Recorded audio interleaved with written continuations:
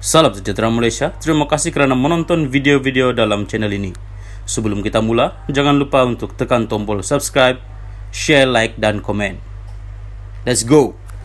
Salam sejahtera dan selamat pagi kepada semua pendengar berita panas pagi ini dipetik dari Astro Awani. Bertajuk, pertuduhan jenayah terhadap saya sebelum ini konspirasi politik yang dirancang Anwar. Berita penuh, Perdana Menteri Datuk Seri Anwar Ibrahim berkata semua pertuduhan jenayah yang dihadapinya sebelum ini adalah sebahagian daripada konspirasi politik yang dirancang. Pengurusi Pakatan Harapan PH itu dalam pernyataan tuntutan terpindah yang difailkan pada Isnin lepas terhadap Menteri Besar Kedah Datuk Seri Muhammad Sanusi MD Nor mendakwa ia adalah dendam keji yang dilakukan untuk menyingkirkan beliau daripada memegang jawatan awam dan merosakkan karier politiknya. Menurut Anwar, beliau merupakan bekas timbalan Perdana Menteri dan Menteri Keuangan Malaysia sebelum 2 September 1998 dan mempunyai rekod prestasi sempurna sebagai orang yang memegang jawatan awam kedua tertinggi selain disenaraikan sebagai satu daripada 4 Menteri Keuangan teratas oleh Euromoney dan dinamakan sebagai Menteri Keuangan terbaik pada 1996 oleh Asia Money. Namun, saya telah disingkirkan dari kedua-dua jawatan awam oleh pihak yang berkuasa pada 1998. Bagi merosakkan reputasi serta imej, saya telah didakwa dengan beberapa kesalahan jenayah, rekaan, telah dibicarakan dan didapati bersalah atas semua kesalahan yang didakwa serta dijatuhkan hukuman penjara sebanyak 2 kali. Sebelum dipecat, saya dengan bersungguh-sungguh dan tanpa henti mengekalkan pendirian tidak bersalah dan menegaskan bahawa semua pertuduhan jenayah terhadap saya adalah sebahagian daripada konspirasi politik yang dirancang, katanya.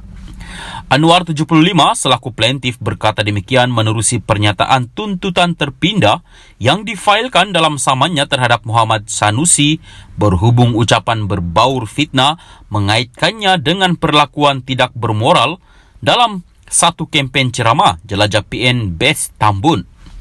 Menurut Anwar, atas sebab itulah yang di-Pertuan Agong menganggap dan melihat adalah wajar untuk mengampuni beliau pada 16 Mei 2018 bagi memulihkan imej dan reputasinya.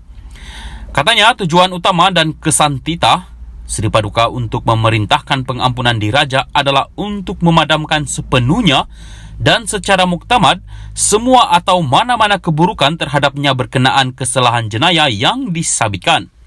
Walaupun defendant Muhammad Sanusi mempunyai pengetahuan penuh berkenaan perkara ini, beliau telah secara melulu tanpa mengambil kira kesan dan akibat pengampunan diraja oleh Seri Paduka telah memfitnah saya, kata Anwar. Salam sejahtera, salam perpaduan, selamat petang kepada semua pendengar berita panas petang ini dipetik dari Malaysia Kini bertajuk Kerajaan bubar MPN diketuai Muhyiddin tangguh pelantikan Ahmad Jazlan. Berita penuh, Perdana Menteri Anwar Ibrahim hari ini mengesahkan Majlis Pemulihan Negara MPN yang diketuai oleh Muhyiddin Yassin dibubarkan. Anwar juga mendedahkan bahawa pelantikan semula bekas Ahli Parlimen Machang Ahmad Jazlan Yaakob sebagai pengurusi Velcro telah ditangguhkan. Bercakap kepada media selepas menghadiri mesyuarat Kabinet hari ini, Perdana Menteri berkata kerajaan sedang berusaha untuk mengurangkan jumlah agensi kerajaan yang mempunyai tugas bertindih. Katanya antara badan yang dianggap mempunyai pertindihan tugas ialah MPN. MPN telah dibatalkan kerana itu satu pertindihan tugas. Jawatan itu diwujudkan bagi memenuhi keperluan ketika itu, katanya sebelum secara berseluruh bertanya kepada pemberita sama ada ia perlu diteruskan atau tidak. MPN ditubuhkan oleh kerajaan dengan Muhyiddin dilantik sebagai pengurusi badan itu pada September 2021. Ia dibuat kira-kira sebulan selepas Naib Presiden UMNO dipilih sebagai Perdana Menteri bagi menggantikan pemimpin tertinggi Bersatu dan PN itu. Pelantikan itu dipercayai menjadi jalan tengah di antara Muhyiddin dan Bersatu selepas dia disingkirkan daripada jawatan Perdana Menteri.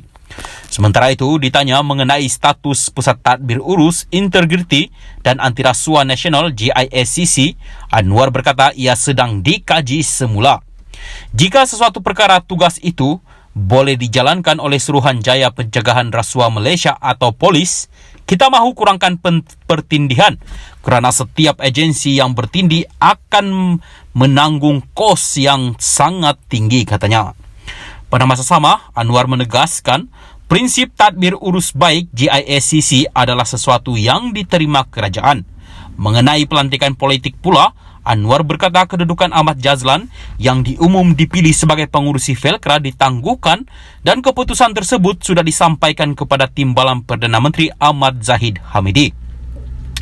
Pada 17 Disember lalu, Ahmad Zahid mengumumkan kerajaan melantik semula Ahmad Jazlan ke jawatan pengurusi agensi terbabit dan ia dibuat 2 hari selepas Ketua Setiausaha Negara Muhammad Zuki Ali mengeluarkan arahan agar semua lantikan politik sebelum ini ditamatkan serta-merta.